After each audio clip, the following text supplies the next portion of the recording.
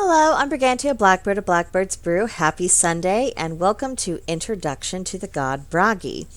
Let's dive right into the very first controversy, because if you've been following this channel, you know there is always controversy surrounding all of the deities we talk about. So let's begin with the basics. Was Bragi a man or a god? Because opinions do vary. Some sources indicate that he was this bard and that he was so skillful that even after he was dead, Odin brought Bragi to Valhalla so that he could entertain the warriors there. Now, other sources will claim that Bragi was born the god of poetry and that there was no, mortal transition to be contended with. And quite often I see Bragi being described as this 9th century bard, and then it was only later poems that elevated him into this divine position. It is very much debated, and at the end of the day, I find I'm getting less interested in the academic side of the debate and a lot more interested in what Norse pagans actually experience in their dealings with Bragi. I think I don't want to dismiss the academic side of the debate, but I think it can only be part of the picture.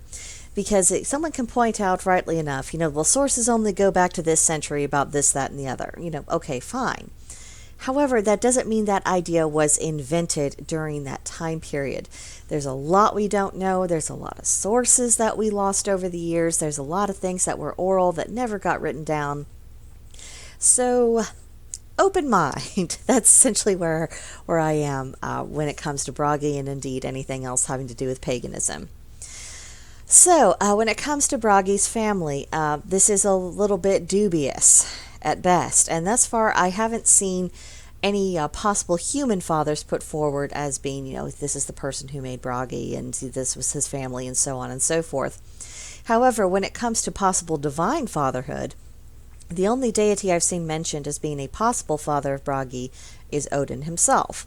Another possibility is that Bragi might be considered to be a son of Odin through a process of adoption, or that he's considered to be a son in a more symbolic sense, such as having the spirit of Odin because of Bragi's poetic pursuits, and that them having this commonality and forging a bond based on that is essentially what kind of brought him into the family fold.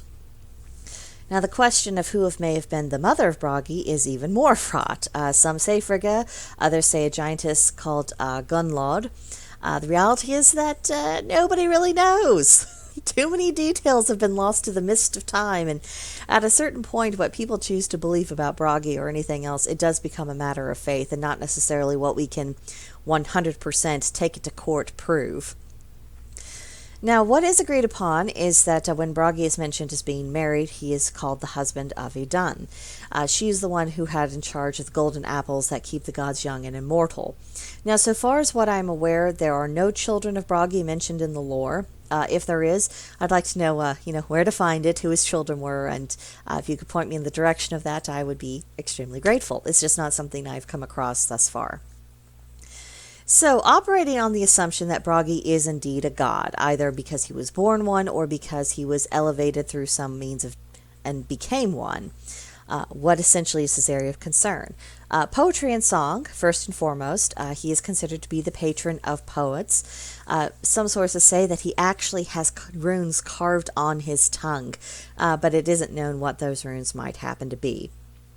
Bragi is also associated with the idea of hospitality, because when he pops up, with halls and feasts and entertainment, either being entertained or providing the entertainment, and when you also combine this with the Norse and Germanic cultural values about how important it is to be hospitable and to look after visitors and all this sort of thing, it does make it pretty natural to involve Bragi in matters of hospitality. And from what videos I've seen of people who have approached him, worked with him, prayed to him, this is something that they do tend to say over and over, the idea of hospitality.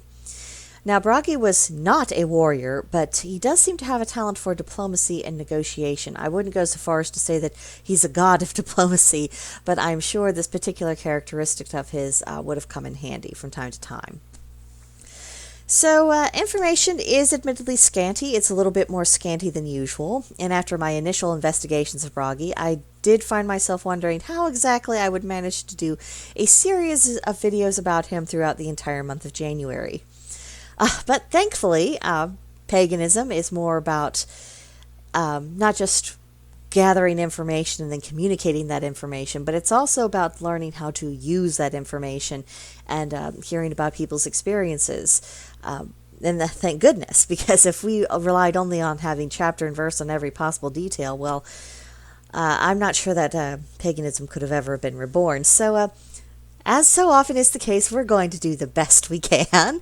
And in the coming weeks, I'll be exploring the qualities that Bragi is best known for, and also investigating more about how people go about working with him, what they have to say, and what we can learn from their experiences. And maybe some of us watching this video will decide to reach out to him ourselves and see what happens. But that is it for now. I hope you enjoyed it. If you'd like to discuss it further, please come see us at Blackbird's Brew. There's a link to join in the description box below. And of course, subscribe to this channel, like the video, leave a comment. I'll see you in the next one. Bye.